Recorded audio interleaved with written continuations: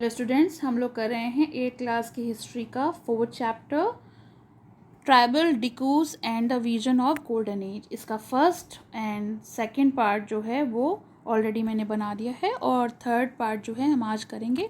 First और second part आपको देखना हो तो उसका वीडियो लिंक जो है डिस्क्रिप्शन बॉक्स में आपको मिल जाएगा। तो थर्ड पार्ट स्टार्ट करते हैं।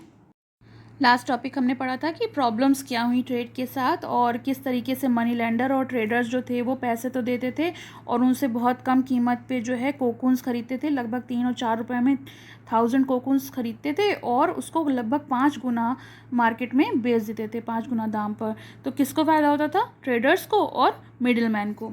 तो वो लोग उनको उनके दुश्मन समझने लगे थे। इसके चलते फिर उन लोगों ने काम ढूंढना शुरू किया। अब जो प्लाइट ऑफ द ट्राइबल्स, इनकी जो दुर्दशा बन गई थी, उसके चलते ये लोग घर से बाहर निकले और काम की तलाश में गए, क्योंकि इनकी जो कंडीशन थी वो ऑलरेडी वर्स्ट हो गई थी। From the late 19th century tea plantation started coming up and mining became an important industry. 19th century के आखिर तक टी प्लांटेशन जो है वो शुरू हो गया था और माइनिंग इंडस्ट्री, मतलब जो बहुत सारी इंडस्ट्रीज थी उसमें माइनिंग स्टार्ट हो गई थी। अब ट्राइबल्स को जो है रिक्रूट किया गया large number to work the tea plantation of Assam and coal mines of Jharkhand. यानी इनको किसके लिए प्रेशराइज किया गया? मतलब इनको काम पर लगाया गया, भर्ती किया गया टी प्लांटेशन के लिए, जो कि आसाम में होता था और झारखंड में कोल माइनिंग होती थी।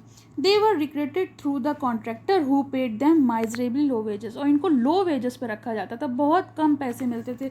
डेली वेजेस होते हैं, वेजेस का मतलब जो एक दिन का पैसा उसी दिन मिल जाता है काम का, तो उसको कहते हैं वेजेस। और इन्हें बहुत ज़्यादा लो वेजेस पे रखा जाता था और इनको घर भी नहीं जाने देते थे, उसको रोकते थे, ये भी नहीं है कि आप घर जा सको। तो इसमें इन लोगों को बहुत ज़्यादा दिक्कत हो गई, इनकी हालत जो है वो बहुत ज़्यादा ख़राब हो गई। Coal miners of Bihar 1948। तो 1948 में बिहार में जो कोल माइनर्स थे उनकी क्या हालत हो गई थी। In the 1920th about 50% of miners in the Jharia और Raniganj coal mines of Bihar were tribal. तो 1920 में 50% जो माइनर्स थे वो कौन थे? ट्राइबल्स थे। और ये कहाँ काम करते थे? झारिया और रानीगंज जो कहाँ है? बिहार में। Work deep down in the dark and suffocating mines was not only back breaking and dangerous, it was often literally killing. तो ये जो अंदर बहुत गहराई में खाने होती थी, माइंस जो होती हैं खाने होती हैं, बहुत गहराई में होती थी, सफोकेटिंग होती थी, सांस लेना मुश्किल हो जाता था और ये लोग सांस नहीं ले सकते थे, गर्मी होती थी। और ये मतलब डेंजरस नहीं था, खतरे के काम नहीं था, बल्कि ये कह सकते हैं कि ये मौत का कुआं था। In 1920 over 2000 workers died every year in the coal mines of India. और 1920 में जो है लगभग 200 काम करने वाले मजदूर जो थे वो हर साल मर जाते थे कोल माइंस में, इन कोल माइंस में। The closure look through the 19th and 20th century, tribal groups in different parts of the country rebelled against the change in law, the restriction of their practices, and the new taxes they had to pay. इन्होंने जो नए कर हैं उससे और जो भी काम इन लोगों को बोला गया था, जो नए रूल्स बनाए गए थे ट्राइबल्स ग्रुप के लिए, उनके प्रति इन्होंने एक रेबेलियन छेड़ दी, एक विद्रोह छेड़ दिया, क्योंकि ये लोग बहुत ज़्यादा अब परेशान हो चुके थे इस चीज़ से। तो द कोल्स रेबेल्ड इन 1831 और 32। संथाल्स ने कब किया रिवोल्ट? 1855 में। बस्तर रेबेलियन कब हुआ? 1910 में। और वारली रिवोल्ट जो है महाराष्ट्र में हुआ वो 1940 में। तो इस तरीके से जो ये रिवोल्ट्स हुए थे वो, ये तो इम्पॉर्टेंट्स होते हैं, आपको याद करने होंगे, लेकिन ये जो रिवोल्ट्स थे ये ट्राइबल ग्रुप ने छेड़े और इसी के चलते जो बिरसा मूवमेंट है वो स्टार्ट हुआ, जो हम अभी नेक्स्ट पेज पर देखेंगे। Birsa Munda. Birsa was born in the mid of 1870। तो ये 1870 के आसपास पैदा हुए थे और ये बहुत, इनके पिताजी थे बहुत गरीब थे, ये गरीब परिवार से बिलोंग करते थे। और जब ये बड़े हुए तो ये जंगलों में, जो बहुंदा है, बहुंदा के जंगलों में पैदा हुए और वहीं पे बड़े हो रहे थे। और ये क्या करते थे? ग्रेजिंग शिप यानी भेड़ें चराते थे, प्लेइंग द फ्लूट बांसुरी बजाते थे, डांस करा करते थे जो लोकल अखाड़ा थे। और फोर्स बाय पॉवर्टी, यानी गरीबी के चलते इनके जो पिताजी हैं उनको काम ढूंढने के लिए एक जगह से दूसरी जगह जाना पड़ता था। एट एन एडोलेसेंट एज, जब ये बड़े हो रहे थे, मतलब ये थोड़ा सा बचपन से बड़े हो रहे थे, तो बिरसा ने बहुत सारी कहानियाँ सुनी थी कि किस तरीके से मुंडास जो थे वो पास्ट में अपने आप को ऊपर की तरफ उठा रहे थे, मतलब अपराइज कर रहे थे। And saw the sardars of the community urging the people to revolt, और उन्होंने देखा था कि जो वहाँ के कम्युनिटी के सरदार थे वो किस तरह से लोगों को उकसा रहे हैं विद्रोह के लिए। वो कहते थे कि they talked of the golden age when the Mundas had been free of the operation of dikus. वो ये बताते थे कि जिस समय हमारे देश में डिकूज नहीं आए थे, आउटसाइडर नहीं आए थे, और उस समय की जो सुनहरा युग था जिसमें ये लोग रहते थे, उस समय ये बिल्कुल आज़ाद थे, ऑपरेशन में नहीं थे, मतलब कोई इनका शोषण नहीं कर सकता था। And said there would be a time when the ancestrals right of the community would be restored. इन्होंने ये भी कहा कि उनको ये याद था कि एक ऐसा समय आएगा जब हमें ये हमारे हक जो हैं समुदाय के, इस कम्युनिटी के, वो रिस्टोर वापस मिल जाएंगे। They saw several of the descendant of the original settlers of the region fighting of their land। उन्होंने ये भी देखा कि जो डिसेंडेंट हैं वो हमारे ओरिजिनल सेटलर, जो इस क्षेत्र के ओरिजिनल सेटलर्स थे, वो लड़ने के लिए उकसाते थे और कहते थे कि ये हमारे मुल्क की लड़ाई है, और पीपल्स को बार बार ये बात याद दिलाते थे कि नहीं लड़ो, ये हमें अपना राज जो है हमें वापस चाहिए, हमें जीत।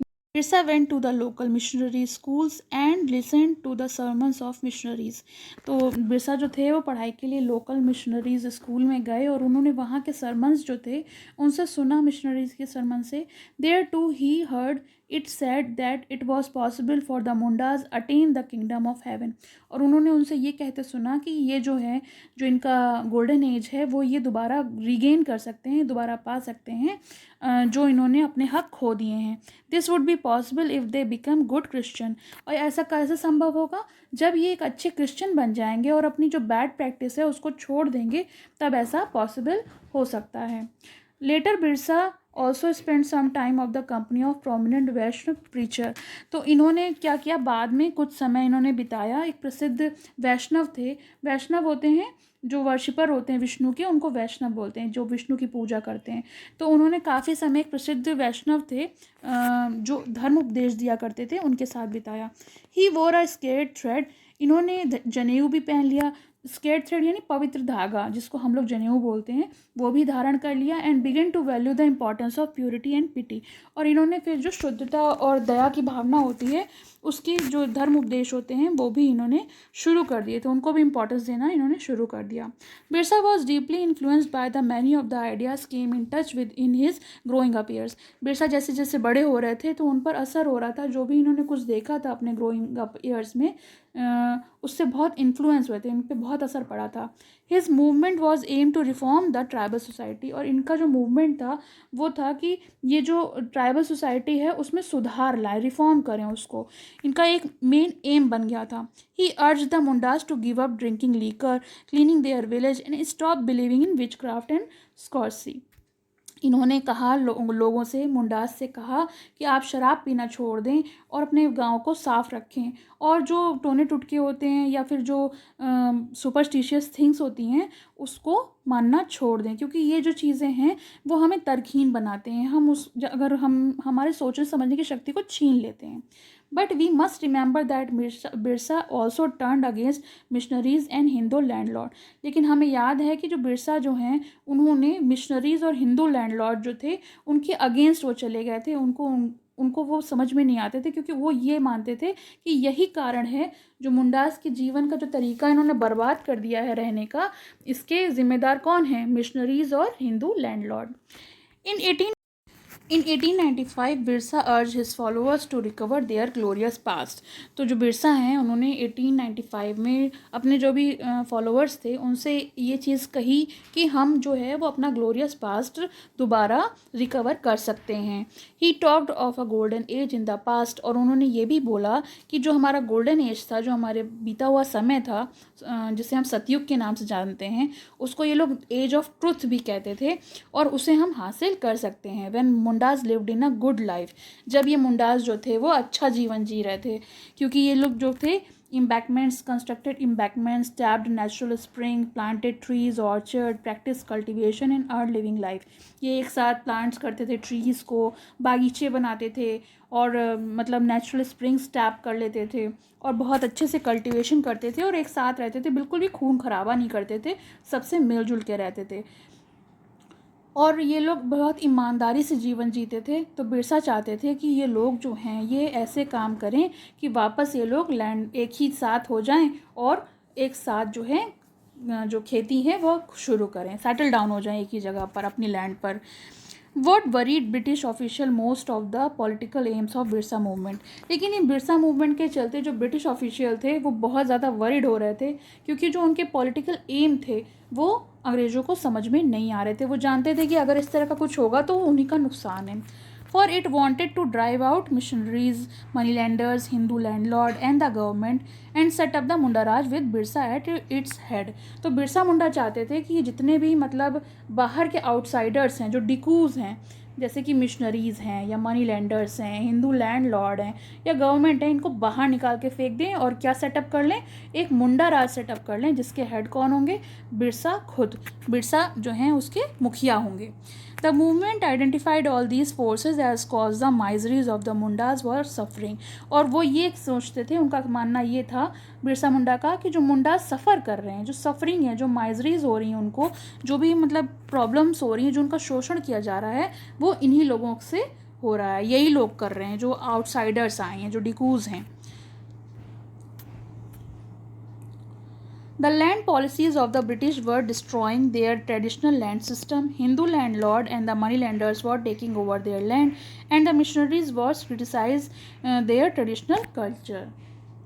ये सारी चीज़ें जो थी ये आउटसाइडर्स को बिल्कुल भी समझ में नहीं आ रही थी। जो हिंदू लैंडलॉर्ड और जो मनी लैंडर्स थे वो अपना जो ज़मीन है वो वापस ये ले रहे थे और मिशनरीज जो हैं क्रिटिसाइज़ करने लगे थे उनके ट्रेडिशनल कल्चर को।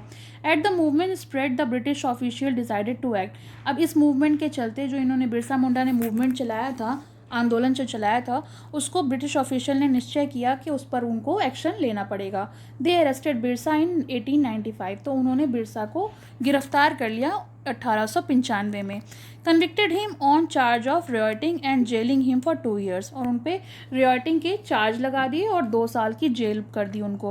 When Birsa was released in 1897 and he began touring the village to gather support.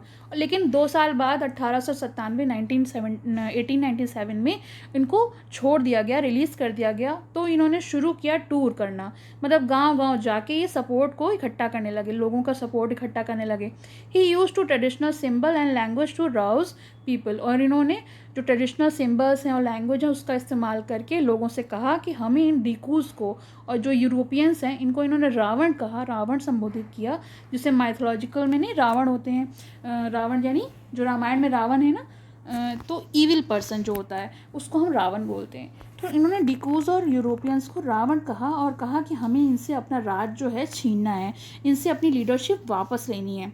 बिरसा's follower began targeting the symbol of Diku and the European power। अब जो बिरसा के जो फॉलोवर्स थे उन्होंने इस सारे सिम्बल्स, जितने भी डिकूज और यूरोपियन पावर्स के सिम्बल्स थे, उनको टारगेट करना शुरू कर दिया। इन्होंने police station, church, property of money lenders में रेड करी, ज़मींदार्स, मतलब इन्होंने उस पर हमला बोल दिया। They raised the white flag as the symbol of the Birsa Raj. और वहाँ पर इन्होंने सफ़ेद झंडे के तौर पर, अपने सिंबल के तौर पर बिरसा राज घोषित करने की कोशिश करी। In 1900 Birsa died of cholera and the movement faded out. 1900 में, 19th सेंचुरी में बिरसा जो है वो कॉलेरा से मर गए, हैजा हो गया था उनको, और ये जो मूवमेंट है वो फेडेड आउट हो गया। However the movement was significant at least 2 ways. First, it forced the colonial government to introduce laws so that the land of the tribal could not be easily taken over by the Dikus। लेकिन ये 2 तरीके से बहुत महत्वपूर्ण रहा ये जो movement था। पहला कि जो कॉलोनियल गवर्नमेंट थी, जो ब्रिटिश सरकार थी, उसने जो नियम बनाए थे कि ट्राइबल की लैंड को ले सकते हैं, छीन सकते हैं और डिकूज जो हैं ऐसा नहीं हो पाया। Second, it show once again that the tribal people had the capacity to protest again injustice. और दूसरा ये कि ये दर्शाया कि जो पीपल हैं ट्राइबल्स के, ट्राइबल पीपल जो थे वो उनके अंदर कैपेसिटी है कि वो प्रोटेस्ट कर सकें जो अन्याय उनके लिए उनके खिलाफ किया जा रहा है, एंड एक्सप्रेस देयर एंगर, और वो अपना गुस्सा दर्शा सकते थे जो भी कॉलोनियल रूल ब्रिटिश के अगेंस्ट हो रहा था, यानी जो अंग्रेज इन पर इनका शोषण कर रहे थे उसके अगेंस्ट वो लोग जो थे गुस्सा दिखा सकते थे। They did this and their specific way intending their own rituals and symbol of struggle, और उन्होंने ये किया और इस तरीके से वो अपने हक को वापस ले पाए। तो ये चैप्टर का एक्सप्लेनेशन फिनिश हो गया। आपको कैसा लगा कमेंट सेक्शन में मेंशन करिए।